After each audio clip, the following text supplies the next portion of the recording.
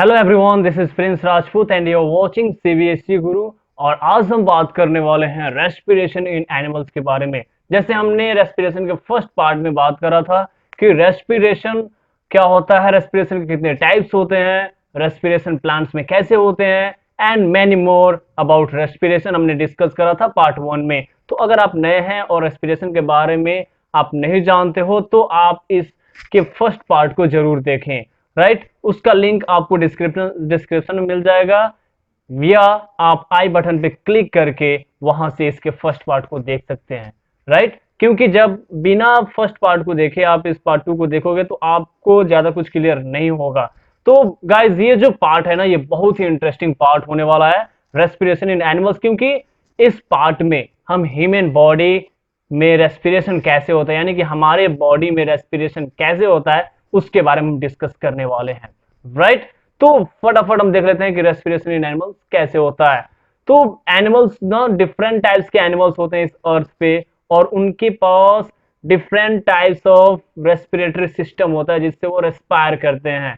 Right, जैसे अगर हम on the basis of cell देखें तो यूनिसेलर और मल्टीसेलर ऑर्गेनिजम्स होते हैं, इजंट इट। तो यूनिसेलर में कैसे होता है रेस्पिरेशन, उसके बाद से डिफरेंट टाइप्स के ऑर्गेनिजम्स हैं जिसके बारे में हम अभी यहाँ पे डिस्कस करने वाले हैं। तो अगर हम इसके पॉइंट्स को ओवरव्यू करें तो रेस्पिरेशन और gaseous exchange in animals occurs through different parts of their body, यानी कि जो रेस्पिरेशन है या gaseous exchange that is breathing animals में डिफरेंट, उनके बॉडी के डिफरेंट पार्ट से होता है। जैसे अगर हम बात करें यूनिसेलर ऑर्गेनिजम्स, आप तो जानते हो कि यूनिसेलर ऑर्गेनिजम्स क्या होते हैं। वैसे ऑर्गेनिजम्स जिनका बॉडी केवल सिंगल सेल का बना होता है, like as amoeba, paramecium, isn't it. तो उनमें रेस्पिरेशन कैसे होता है, तो उनमें रेस्पिरेशन होता है सेल मेम्ब्रेन के द्वारा बाय डिफ्यूजन प्रोसेस। तो डिफ्यूजन तो आप जानते हो ना, gaseous exchange from higher concentration to the lower concentration gradient. Right, यानी कि ज्यादा से कम की तरफ होता है, यानी कि सेल मेम्ब्रेन के थ्रू यूनिसेलुलर ऑर्गेनिज्म में डिफ्यूजन प्रोसेस से क्या होता है, रेस्पिरेशन होता है। यानी कि अगर सराउंडिंग में कार्बन डाइऑक्साइड कम है और उनके बॉडी में ज्यादा है तो उनके बॉडी से CO2 का डिफ्यूजन कहाँ होता है, आउटसाइड होता है। राइट, अगर ऑक्सीजन का जो परसेंटेज है इनसाइड द बॉडी कम है और आउटसाइड द बॉडी ज्यादा है तो outside to the inside movement होता है by the process of diffusion. तो इस तरीके से यूनिसेलुलर ऑर्गेनिजम्स में रेस्पिरेशन होता है। कुछ एनिमल्स होते हैं जैसे अर्थवर्म्स हो गए। राइट, तो अर्थवर्म में तो ऐसा कोई रेस्पिरेटरी सिस्टम नहीं होता है, जैसे कि यूनिसेलुलर में नहीं होता है, वैसे भी अर्थवर्म्स में नहीं होता है। तो अर्थवर्म अपना रेस्पिरेशन जो प्रोसेस है वो कैसे करते हैं, मॉइस्ट स्किन, यानी कि उनका जो स्किन होता है मॉइस्ट होता है। राइट, तो उसी मॉइस्ट स्किन के थ्रू अर्थवर्म क्या करते हैं, रेस्पिरेशन प्रोसेस को कैरी आउट करते हैं और गैसियस एक्सचेंज उनका होते रहता है। ओके, अब आते हैं हमारे इंसेक्ट्स, यानी कि डिफरेंट टाइप्स के इंसेक्ट्स हैं। उन इंसेक्ट्स में रेस्पिरेशन कैसे होता है, जो कि एक चैनल का फॉर्मेशन करते हैं, नेटवर्क का फॉर्मेशन करते हैं, और उसी tube network type of tubes के थ्रू ही उनमें रेस्पिरेशन होता है, और उसको हम बोलते हैं एस्पेरिकल्स और ट्रैकिया। राइट, उस ट्यूब को हम क्या बोलते हैं, एस्पेरिकल्स एंड ट्रैकिया, और इसी के थ्रू इंसेक्ट्स में रेस्पिरेशन होता है। ओके, अब आ जाता है हमारा एक्वेटिक, दैट मीन्स फिश, यानी कि फिश में रेस्पिरेशन कैसे होता है। ये तो बहुत ही कॉमन बात है और आप इसको क्लास 3 और 4 से पढ़ते आ रहे हो। तो फिश में ना गिल्स के थ्रू होता है। ओके, फिश में जो रेस्पिरेशन प्रोसेस होता है, एक्सचेंज ऑफ गैस होता है, वह किससे होता है, गिल्स के थ्रू, यानी कि वह गिल्स से ही गैसों का एक्सचेंज कर लेते हैं और O2 का यूटिलाइजेशन हो जाता है, उनके बॉडी में चला जाता है, ब्लड में, और जो वर्क डन होने वाला होता है, वर्क होने वाला होता है, वह वहां से कैरी आउट किया जाता है। राइट, तो फिश में रेस्पिरेशन कैसा होता है, उनके गिल्स के थ्रू। वो क्या करते हैं, वाटर को अपने माउथ के थ्रू ले जाते हैं और फिर वाटर गिल्स से बाहर निकल जाता है, यानी कि वाटर में प्रेजेंट O2 गिल्स के द्वारा ऑब्जॉर्व कर लिया जाता है और बॉडी के इनसाइड भेज दिया जाता है, और एट द सेम टाइम जो CO2 होता है वो बॉडी से बाहर निकल जाता है। तो इस तरीके से उनके बॉडी में रेस्पिरेशन या exchange of gases take place करते हैं, राइट। तो कुछ एनिमल्स हैं, ये सिंपल टाइप ऑफ एनिमल्स हैं जिनमें रेस्पिरेशन कुछ ऐसे होता है। अब हम बात करने वाले बहुत ही इंटरेस्टिंग है ये topic, that is respiration in humans, यानी कि हमारे बॉडी में या हम में रेस्पिरेशन कैसे होता है। ओके, तो ह्यूमन बॉडी में रेस्पिरेशन डिफरेंट स्टेप्स में होते हैं। दैट मीन्स कि respiration in humans involve two steps, breathing and respiration. मतलब दो स्टेप में रेस्पिरेशन कंप्लीट होता है ह्यूमन बॉडी में। पहला है ब्रीदिंग, दूसरा क्या है, सेलुलर रेस्पिरेशन। तो ब्रीदिंग और सेलुलर रेस्पिरेशन के बारे में हम ऑलरेडी डिस्कस कर चुके हैं फर्स्ट पार्ट में। फिर यहाँ पे हम थोड़ा सा उसको ओवरव्यू ले लेते हैं। ब्रीदिंग क्या है, एक फिजिकल प्रोसेस है जिसमें क्या होता है, इनहेलेशन एंड एक्सहेलेशन होता है। अगर हम इसको ऑफिशियली डिफाइन करें तो ये कुछ ऐसा होगा कि a physical process of intake of air यानी कि that air is rich in O2, not a polluted air, and giving out of air. तो जो आउट ऑफ एयर हम आउट करते हैं that is rich in CO2 is called breathing. यानी कि breathing क्या है, एक फिजिकल प्रोसेस है जिसमें हम O2 को इनहेल करते हैं यानी कि बॉडी के अंदर लेते हैं, और कार्बन डाइऑक्साइड को बॉडी के आउटसाइड रिलीज कर देते हैं। तो इसको हम क्या बोलते हैं, ब्रीदिंग। और ये ब्रीदिंग क्या है, एक मैकेनिज्म है, एक प्रोसेस है, राइट। अब उसके बाद से जो सेकेंड स्टेप्स है रेस्पिरेशन के अंदर जो आता है वो क्या है, हमारा सेलुलर रेस्पिरेशन है, राइट। तो इसको डिफाइन क्या करना है, इसको तो डिफाइन आप ऑलरेडी कर चुके हैं। और अब एक रेस्पिरेशन में कि a biological process in which glucose is oxidized to CO2 and water along with exchange of gases, and there is a production of energy also, that is about 38 ATP। तो cellular respiration क्या है, एक biological process है जिसमें glucose oxidise होता है, अब water CO2 का फॉर्मेशन होता है, और साथ साथ वहां पे ATP मॉलिक्यूल्स भी बनते हैं। Okay, respiration in humans occurs through a set of organs which makes a system that is called human respiratory system।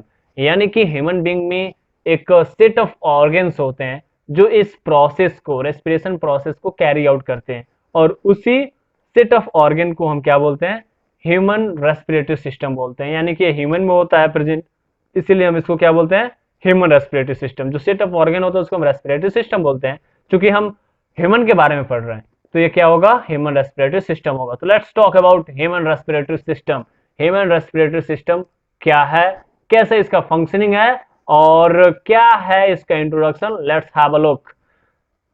The human respiratory system consists of different organs that starts from nostrils, pharynx, trachea, bronchi or bronchioles, then after lungs and little bit inclusion of diaphragm। तो ये कुछ parts हैं respiratory system के, किसके respiratory system के, human respiratory system के, right. तो let's have a look about this all parts, इनका फंक्शन क्या है, ये कहां पे होते हैं, राइट, और हमारा रेस्पिरेटरी सिस्टम कहां से स्टार्ट होता है। तो अगर हम यहाँ पे देख ले डायग्राम में, तो डायग्राम में कुछ ऐसा दिखाई देगा, यह नेजल कैविटी है, राइट। यहाँ पे फेरिंग्स हमने बात करा था, डाइजेस्टिव सिस्टम है, फेरिंग्स जो ओरल कैविटी होता है, तो ओरल कैविटी लीड होता है यानी कि ओपन होता है फेरिंग्स में, और फिर फेरिंग्स से चला आता है कहाँ पे, फूड पाइप में। हम डाइजेशन की बात कर रहे हैं, लेकिन अगर रेस्पिरेटरी सिस्टम में देखें तो नेजल कैविटी है, यानी कि जो आपका नाक होता है, नोज होता है, तो नोज के अंदर जो होल्स होते हैं, तो उसी कैविटी होल्स के अंदर का जो पार्ट होता है उसको हम क्या बोलते हैं, कैविटी बोलते हैं। कौन सा कैविटी है, नेजल कैविटी। और ये नेजल कैविटी आगे चल के ओपन हो जाता है फेरिंग्स में, राइट। और ये जो पार्ट है ना, यहाँ पे होता है आपका एपिग्लॉटिस, हमने बात करा था डाइजेशन में, राइट। तो एपिग्लॉटिस क्या करता है, फूड पाइप और विंड पाइप को सेपरेट रखता है ताकि फूड पार्टिकल्स विंड पाइप में ना जाए और कोई चीज यहाँ पे फूड पाइप में ना आए, राइट। तो ज्यादा कंक्लूजन के लिए आप फर्स्ट पार्ट को लाइफ प्रोसेस के फर्स्ट पार्ट या सेकेंड पार्ट को आप प्रेफर कर सकते हो कि एपिग्लॉटिस क्या है, राइट। तो फेरिंग्स के बाद से फेरिंग्स जो है वो ओपन हो जाता है लैरिंग्स में, जिसको हम बोलते हैं वॉइस बॉक्स, मतलब जिसके थ्रू हम बोल पाते हैं, जहां पे वोकल कॉर्ड होता है हमारा और हम इजिली बोल पाते हैं, राइट। देन आफ्टर ये क्या होता है, जो लैरिंग्स है वो ओपन होता है ट्रैकिया में, और फिर ट्रैकिया यहाँ पे ओपन हो जाते हैं आपको लंग्स में और बना देते हैं यहाँ पे bronchi bronchi. Then after bronchi बाद से ब्रोंकियोल्स और bronchus whatever you say, right. यहाँ पे आप देख सकते हो कि ये लंग है, और ये जो लंग है वो स्पेशल टाइप ऑफ मसल से कवर्ड है जिसको हम लिवरा बोलते हैं, right. P is silent here. उसके बाद से यहाँ पे बैलून लाइक स्ट्रक्चर दिखाई दे रहे हैं जिसको हम एल्वुलाई बोलते हैं, राइट। और यहाँ पे ये जो मस्कुलर सीट लाइक स्ट्रक्चर है जिसको हम क्या बोल रहे हैं यहाँ पे डायफ्राम बोल रहे हैं, राइट। तो ये हमारा कुछ overview of human respiratory system. अब हम इनके बारे में वन बाय वन डिस्कस करने वाले हैं, नो नीड टू वरी। तो let's have a look of nostrils and nasal cavity, यानी कि नॉस्ट्रिल्स क्या होते हैं और नेजल कैविटी क्या होते हैं।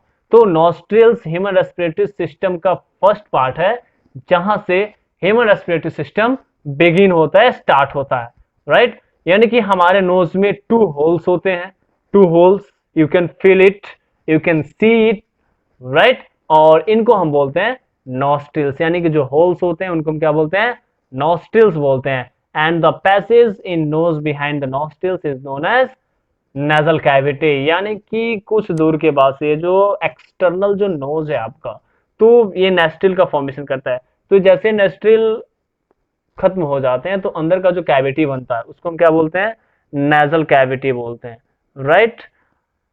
देन आफ्टर जो एयर होता है रेस्पिरेशन का, रेस्पिरेशन के बाद से जो एयर होता है हमारे बॉडी में इंटर करता है through the nostrils and nasal cavity. And then after जो हमारा नेजल कैविटी होता है या नॉस्ट्रिल्स होता है that is lined with fine hair particles, sorry hairs and mucus.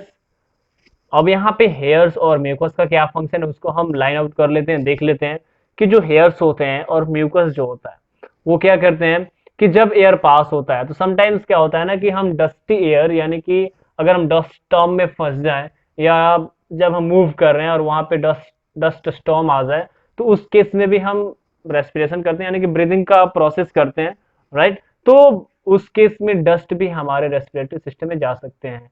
तो वहां पे जो फाइन हेयर्स हैं या म्यूकस हैं वो क्या करते हैं कि डस्ट को अपनी तरफ अट्रैक्ट कर लेते हैं, यानी कि जो डस्ट पार्टिकल्स हैं वो हेयर्स या म्यूकस में जाके चिपक जाते हैं, राइट। और इससे क्या होता है कि जो इम्प्योरिटीज होता है वो फिल्टर्ड हो जाता है और जो प्योर एयर होता है वो लंग्स की तरफ प्रोसीड कर दिया जाता है। तो these are the function of fine hairs in the nose as well as mucus, okay. अब ये जो नेजल कैविटी है वो लीड करता है दूसरे पार्ट में, दैट इज फेरिंग्स। मतलब ओपन होता है किसमें फेरिंग्स में। तो फेरिंग्स क्या है इसके बारे में इंट्रो देख लेते हैं। Pharynx is situated at the back of the mouth, यानी कि माउथ के बैक में यह लोकेट करता है, right. It is a common area for both digestive and respiratory tract. मैंने बात करा था वहां पे अभी कुछ देर पहले कि जो फेरिंग्स हमने बात करा था डाइजेशन में भी, कि जो ओरल कैविटी है वो ओरल कैविटी ओपन होता है नेक्स्ट कैविटी में जिसको हम क्या बोलते हैं फेरिंग्स बोलते हैं। तो फेरिंग्स दोनों पार्ट में आता है, रेस्पिरेशन में भी आता है और डाइजेशन में भी आता है, मतलब डाइजेस्टिव सिस्टम में भी आता है और रेस्पिरेटरी सिस्टम में भी आता है। फिर फर्दर ये जो फेरिंग्स है वो ओपन होता है दूसरे पार्ट में जिसको हम लैरिंग्स बोलते हैं, राइट, और वॉइस बॉक्स बोलते हैं। हम यहाँ पे ह्यूमन में इसको लैरिंग्स या वॉइस बॉक्स बोलते हैं, but what about animals, animals में या बर्ड्स में हम इस वॉइस बॉक्स को क्या बोलते हैं, आप इसका आंसर कमेंट करें, राइट। व्हाट डू वी से the voice box in birds के वॉइस बॉक्स को हम क्या बोलते हैं। This is the good question and many times इसको कंपटीशन में भी पूछा गया है, ओके। देन आफ्टर ट्रैकिया, यानी कि ये जो फेरिंग्स है वो दूसरे पार्ट में लीड करता है, ओपन होता है, जिसको हम क्या बोलते हैं ट्रैकिया बोलते हैं। और ट्रैकिया है क्या, आपने डायग्राम में देखा, अब यहाँ पे इसको हम थियोरेटिकली देखते हैं कि trachea is a tube like structure that x tends into the thoracic cavity and lies on the ventral side of the oesophagus. यानी कि इसोफेगस क्या हमारा फूड पाइप है, ओके। ये जो ट्रैकिया है ना ट्यूब लाइक स्ट्रक्चर है, जैसे ट्यूब्स होते हैं वैसा ये भी स्ट्रक्चर है जो एक्सटेंड होता है, यानी कि फैला होता है थोरैसिक कैविटी में। थोरैसिक कैविटी क्या होता है, एब्डोमेन के ऊपर का जो कैविटी यानी कि जो चेस्ट रीजन होता है उसको हम क्या बोलते हैं, थोरैसिक कैविटी बोलते हैं, राइट। तो ये जो ट्रैकिया है थोरैसिक कैविटी में होता है, इसको हम विंड पाइप भी बोलते हैं, ओके। और ये फूड पाइप के जस्ट वेंट्रली शिफ्ट होता है, यानी कि सामने, एक दूसरे के सामने ये होते हैं, राइट। इसका जो वॉल होता है वह incomplete C shaped cartilaginous rings, यानी कि सॉफ्ट बोन से क्या होता है, सॉफ्ट बोन से ऐसे कर्व्ड किया होता है। अगर हम यहाँ पे डायग्राम में जाके देखें थोड़ा सा एक बार, तो यहाँ पे आप देख सकते हो कि incomplete C type of curved cartilaginous, वहां पे मसल्स हैं, whatever you say, right, cartilaginous rings जिसको हम बोलते हैं। और इनका क्या फंक्शन है, ये जो कार्टिलेजिनस रिंग्स हैं वो क्या फंक्शन परफॉर्म करते हैं। तो यहाँ पे क्या है कि कार्टिलेजिनस रिंग्स जो हैं, सॉफ्ट बोन्स आप बोल सकते हो, तो ये क्या करते हैं कि ट्रैकिया को डायलेटेड डायलेटेड पोजीशन में रखते हैं, और डायलेटेड पोजीशन उनको प्रिवेंट करता है कि वो कोलैप्स ना करे, यानी कि एक मतलब जो वॉल है, ट्रैकिया का जो वॉल है वो आके एक दूसरे के जैसा चिपके नहीं। जैसे अगर हम क्या है, अगर हम देखें ट्यूब, जो ट्यूब होता है जिसमें हम एयर फिल करते हैं, जो व्हीकल्स होते हैं, गाड़ी होते हैं, तो गाड़ी का जो ट्यूब होता है, तो अगर हम उस ट्यूब से हवा निकाल दें, एयर निकाल दें, आउट कर दें, तो वो दोनों एक दूसरे के पास चिपक जाते हैं, राइट, यानी कि कोलैप्स कर जाते हैं। लेकिन जब हम एक्सहेल करते हैं, यानी कि सांस छोड़ते हैं, तो ऐसा नहीं होता है कि हमारा जो ट्रैकिया है वो कोलैप्स कर जाए। क्यों नहीं होता है, क्योंकि जो ट्रैकिया है वो स्पेशल टाइप ऑफ बोन से बना होता है, कार्टिलेजिनस बोन, जो सी शेप्ड में होते हैं, और यही कार्टिलेजिनस जो रिंग्स होते हैं वो उनको प्रिवेंट करते हैं फ्रॉम कोलैप्सिंग, राइट। इसके अपर एंड पे वॉइस बॉक्स होता है, जिसको हम लैरिंग्स के नाम से भी जानते हैं, अभी हमने ऊपर बात करा। अब ये जो हमारा ट्रैकिया है वो ओपन होता है दूसरे पार्ट में, जिसको हम बोलते हैं ब्रोंकी और ब्रोंकियोल्स, ओके। तो हम देख लेते हैं कि ब्रोंकी क्या होते हैं और ब्रोंकियोल्स क्या होते हैं।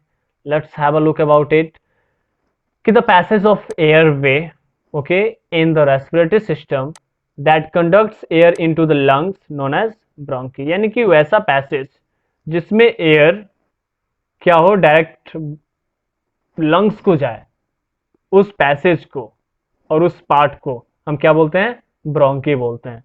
And the bronchi when to narrower, यानी कि जब ब्रोंकी आगे चल के ज्यादा पतला होने लगता है, राइट, तो इसको हम क्या बोलते हैं, ब्रोंकियोल्स बोलते हैं। जैसे अगर हम एक ट्री को कंसीडर करें, तो ट्री का जो ब्रांच होता है उसको हम ब्रोंकी बोलते हैं, और जो ब्रांच से स्मॉल ट्विग्स निकले रहते हैं, छोटे छोटे टहनियां जो निकली रहती हैं, उसको हम क्या बोलते हैं, ब्रोंकियोल्स। तो हमारे लंग्स में भी वैसे ही होता है, राइट, यानी कि जो ब्रांच होता है उसको हम ब्रोंकी बोलते हैं, और जो ट्विग्स होते हैं, जो छोटी छोटी टहनियां होती हैं जो ब्रांचेस से निकली होती हैं, उसको हम अपने लंग्स में क्या बोलते हैं, ब्रोंकियोल्स बोलते हैं। कुछ ऐसा ही स्ट्रक्चर है, और यहाँ पे कोई गैसियस एक्सचेंज नहीं होता है, यानी कि ब्रोंकी में या ब्रोंकियोल्स में एक्सचेंज ऑफ गैसेस नहीं होता है, राइट। और each and every bronchiole terminates, यानी कि खत्म हो जाते हैं इन अ सैक कॉल्ड एल्वियोलस और एल्वियोलर सैक, यानी कि ये जो ब्रोंकी हैं या ब्रोंकियोल्स हैं, वट एवर यू से, यह एक जिस पार्ट पे इंड होते हैं, टर्मिनेट होते हैं, वो एक सेकुलर स्ट्रक्चर होता है, वहां पे एक बैलून टाइप का स्ट्रक्चर होता है, जिसको हम बोलते हैं एल्वियोलस और एल्वियोलर सैक। एंड मैं बता दूं कि ये एल्वियोलस क्या होते हैं, एल्वियोलस जस्ट और the balloon like structure in which exchange of gases take place, यानी कि वहीं पे एक्सचेंज ऑफ गैसेस होता है, राइट। तो alveoli are the actual site of respiratory exchange, यानी कि यहीं पे गैसेस का क्या होता है, एक्सचेंज होता है। O2 अंदर जाता है और अंदर का CO2 वहां पे आता है, और फिर नेजल कैविटी से एक्सहेल कर दिया जाता है। इसीलिए alveoli are considered as the functional unit of lungs, right. जैसे cell structural and functional unit है, वैसे ही एल्वियोलस स्ट्रक्चरल तो नहीं लेकिन फंक्शनल यूनिट है, क्योंकि यहीं पे गैसियस एक्सचेंज हो रहे हैं, okay.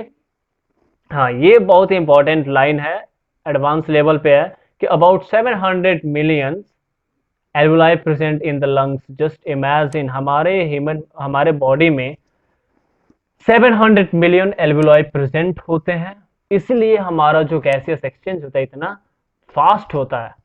Okay, and the gaseous exchange take place in the alveoli, अभी हमने बात करा। अब ये जो एल्वुलाई है, ये जितने भी पार्ट्स हैं, ब्रोंकी, ब्रोंकियोल्स, ओके, ये किसके अंदर आते हैं? लंग्स के अंदर आते हैं। Lungs is the important part of the respiratory system.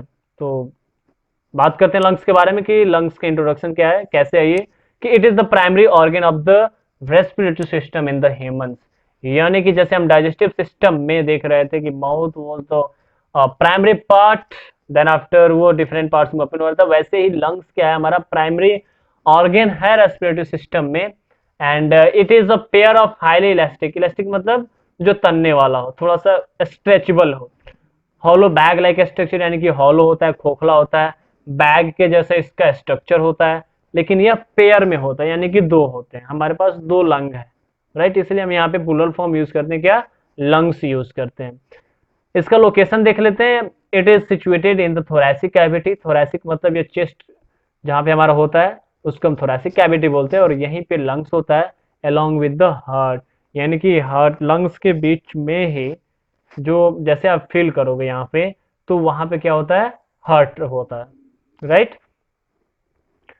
It is divided into two parts, that is left and right lungs, यानी कि अभी मैंने बात करा कि लंग्स कितने होते हैं, दो होते हैं, एक लेफ्ट साइड होता है और एक राइट साइड होता है। तो जो लेफ्ट साइड होता है उसको हम लेफ्ट लंग बोलते हैं, और जो राइट साइड होता है उसको हम क्या बोलते हैं, राइट लंग्स बोलते हैं। And it is covered by two membranes called pleural, यानी कि यह स्पेशल टाइप ऑफ मेम्ब्रेन से कवर्ड होता है, जिसको हम क्या बोलते हैं, ल्यूरल बोलते हैं। And the broad lower surface of lungs rest on the diaphragm, यानी कि जो रेस्ट ऑफ द पार्ट होता है लंग्स का, वह क्या होता है, डायफ्राम पे रेस्ट होता है, यानी कि डायफ्राम पे वो फिक्स होता है, राइट।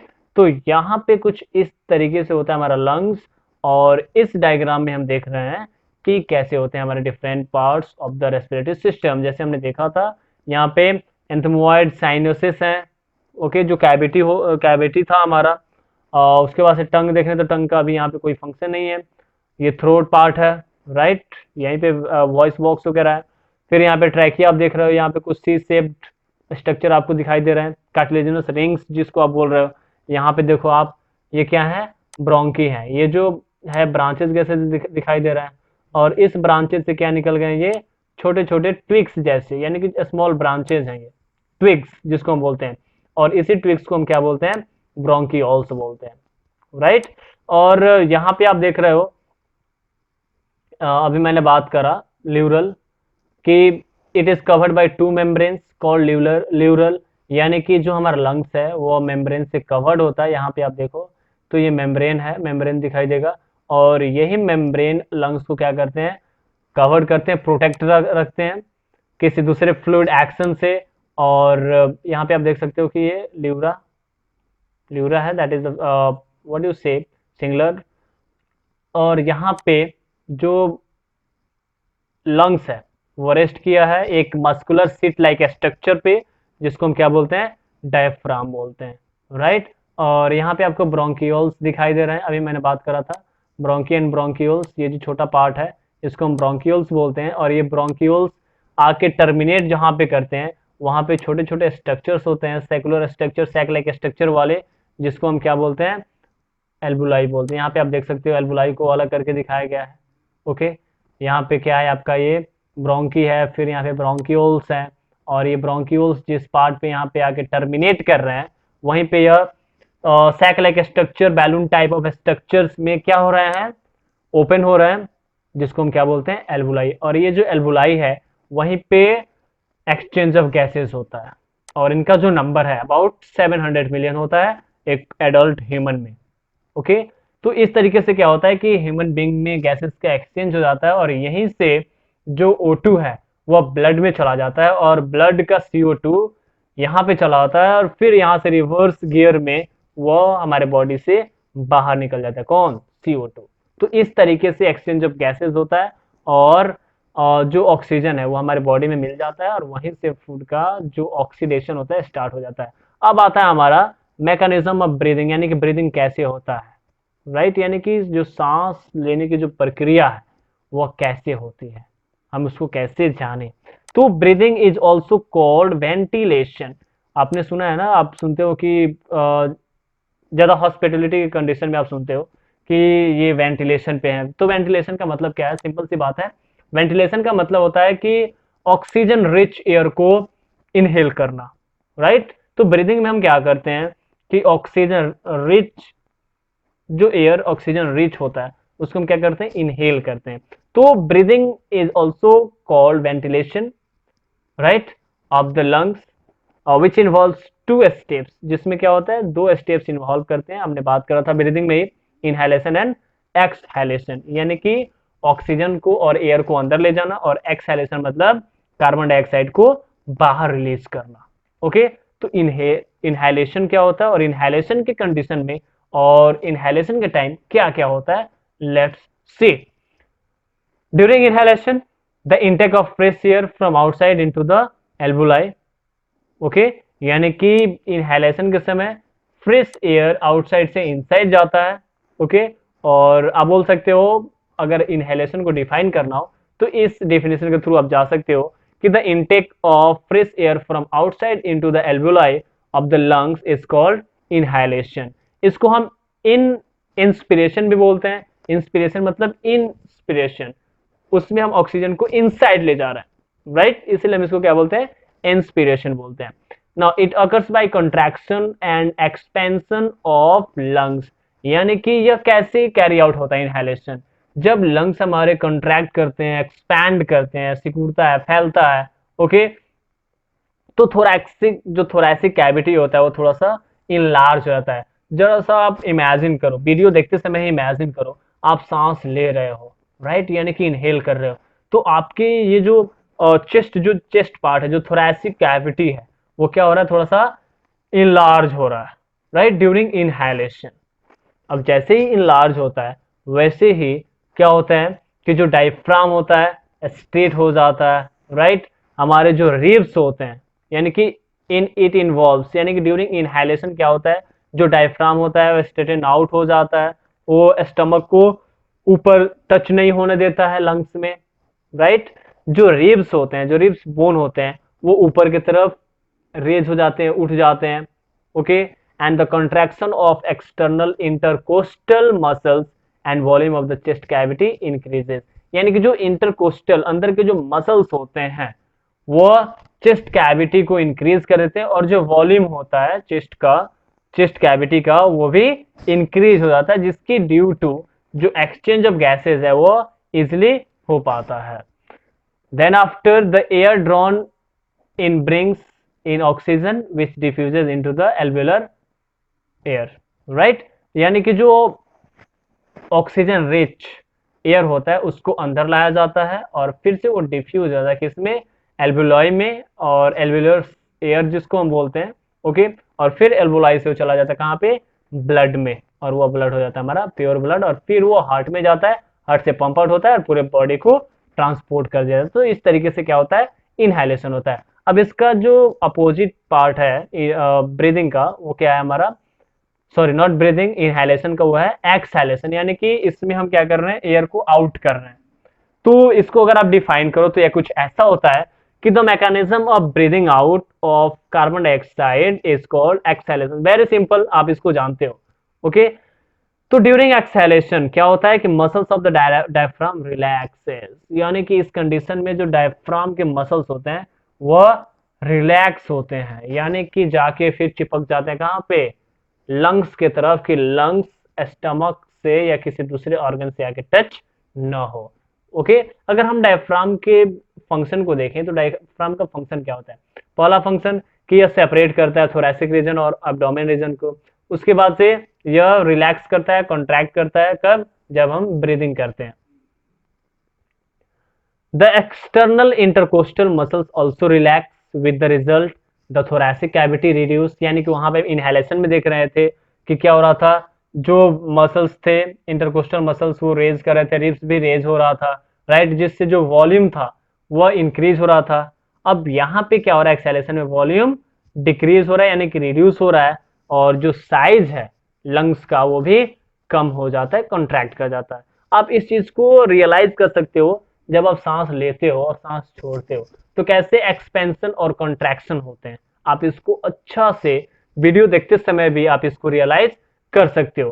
तो now contraction of lungs increases the air pressure so that the fall air, sorry, here will be air, okay आप इसको सही कर लेंगे, हेयर हेयर नहीं होगा, एयर होगा, फॉल एयर मूव्स आउट, यानी कि जो एयर फॉर्म होते हैं, विच एयर, जिसमें कार्बन डाइऑक्साइड ज्यादा होता है वही कार्बन डाइऑक्साइड बाहर निकल जाते हैं। तो इस तरीके से क्या होता है, ब्रीदिंग का जो मैकेनिज्म होता है, जो ब्रीदिंग का जो प्रोसेस होता है वो कैरी आउट होता है हमारे बॉडी में।